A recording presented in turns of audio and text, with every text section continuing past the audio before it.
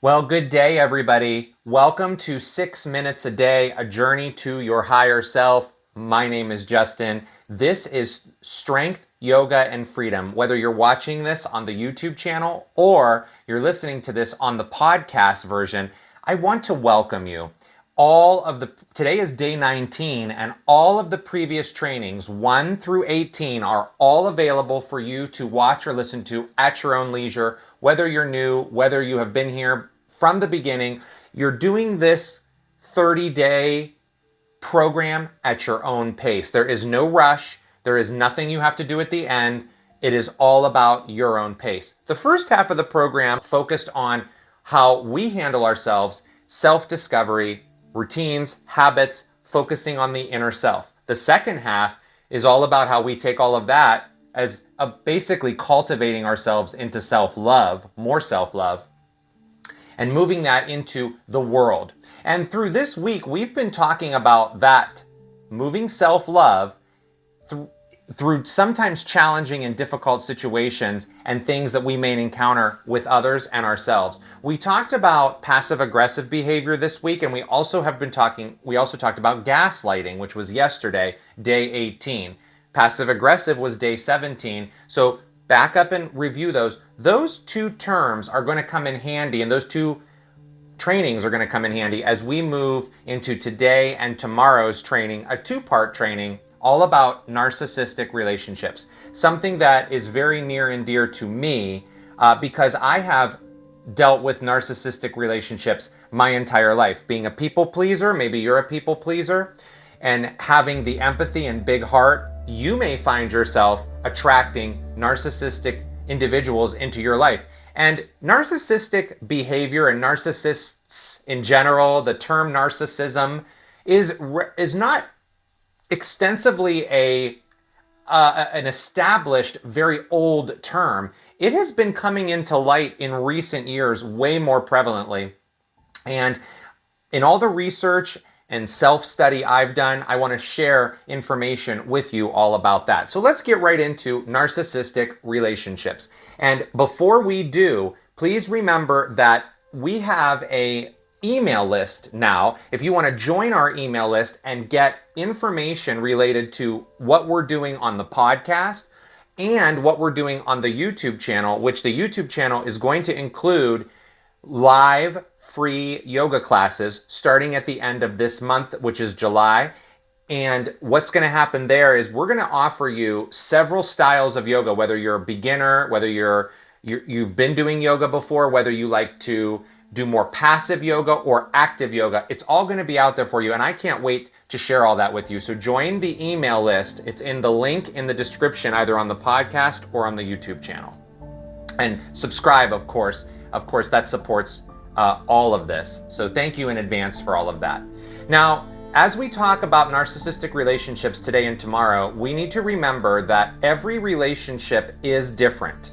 So these videos are never a replacement for any type of diagnosis of any type of personality disorder or any other personality types out there. This is sharing information that I have learned and experienced myself. So again, I will remind you, if you find that something is severe, please seek out your medical professional for advice and help on that. What is narcissism? Well, if we look and define what narcissism is, narcissistic individuals tend to have a sense of superiority, grandiosity, fantasy, admiration, and protection of the ego, because deep down, narcissists do not have any sense of self-love and self-worth. Remember, in the first part of this training, the first 15 days were devoted to figuring out what's going on in your life and how you can treat yourself in the best way possible. If you are dealing with someone who is narcissistic, that self-love is not evident or available to them, okay? So that could come from a variety of different things in someone's past. But instead of focusing on why it happened for someone else, what we need to focus on is how we can help handle ourselves in these challenging relationships. So we need to understand that narcissists have a blatant lack of empathy. There is no empathy. It may feel like there's empathy, especially at the beginning, and we're going to talk about that. But remember that when you are in a healthy relationship, now, when I use the word relationship, I'm not just talking about a romantic relationship. I'm talking about all relationships. It could be a relationship with your coworkers or boss. It could be your friends. It could be your parents, your children, or other family members. So there's all relationships are included here. In healthy relationships, you can share your feelings, you can make mistakes, you can be vulnerable, you can share your opinion, your dreams, your hopes, and the other person in the relationship with you, if it's healthy, will support that. If you're in a relationship with a narcissist and the way you're going is you're starting to notice these patterns that I'm going to talk about next, what that does is it stunts your ability to make decisions based off of your own self-esteem and courage, because those are robbed of you when you're in a narcissistic relationship. It causes you to walk on eggshells, which will stop you from being a happier person. So what does that pattern of relationship look like? The first stage of this is called idealization or love bombing. This can feel like you cannot get enough of the other person. This could feel like you become so hooked or even obsessed because things may seem so perfect at the beginning. You may get gifts, you may get love notes, you may feel like you've met your soulmate. You may feel like you're going out on these elaborate dates, or you may even be taken on an elaborate trip. It could seem like empathy's there at the beginning, but even when you start to notice these initial red flags that could come up, you kind of brush them off because you're so enamored by this initial hook that has brought you in. And again, it could be anybody. It doesn't have to be a romantic relationship. It could be a friend or even happening in your family. You also start to brush off things and say, they're having a bad day. The excuses might start, even though you notice the behavior might be a little off. Once that initial love bombing stage ends, you move into a devaluing stage, which is when things really begin to change. Controlling will start because you become hooked, so you're starting to get into a pattern where the other person, the narcissist, is controlling you. They do this by slowly isolating you from your friends, from your family, from work. And what we just discussed in the past couple days, gaslighting, passive aggressive, those things start to happen. You also may notice that there's two-faced behavior happening. They may be nice in a public setting and wonderful and warm and caring. And then if you get into the car and you're driving home from an event, you may be the victim of verbal abuse because they're no longer putting on a show anymore. But you may feel like they're just having a bad time or a bad day, and you continue to make excuses because remember, you are hooked. You are hooked. You also feel like you're not able to do anything right because you're going to let that other person, the narcissist, down. So that's the second phase, devaluing. So you've been through love bombing, you've been through devaluing. Then what happens? Discarding. So discarding happens because there is no empathy. So because there is no empathy, narcissists get bored because they need more admiration. They need more grandiosity. They need you to be making sure that your attention is solely focused on them and not on yourself. And if that supply starts to get taken away from them, you cut the supply off, or you're starting to realize this does not feel good, they could devalue you and then discard you.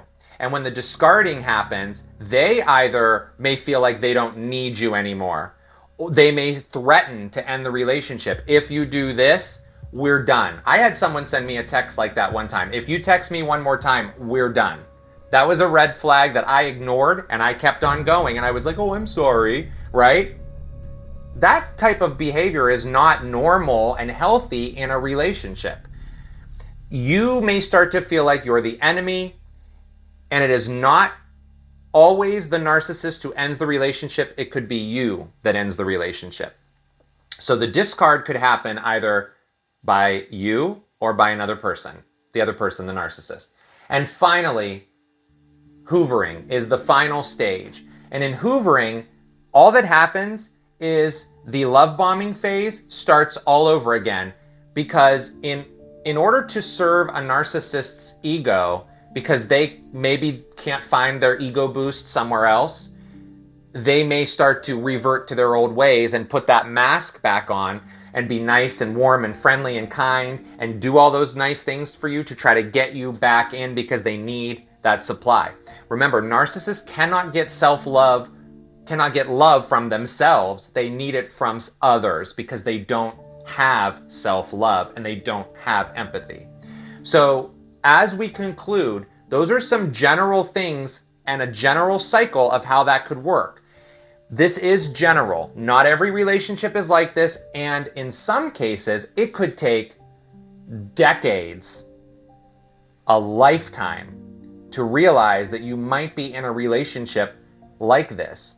It results in you feeling as though you have done something wrong and let someone else down, or you couldn't fix them. And tomorrow's training is going to be all about how to cope with all of that after you've figured out that this is the type of relationship that you could possibly be in. So make sure you join us for tomorrow, day number 20, on narcissistic relationships.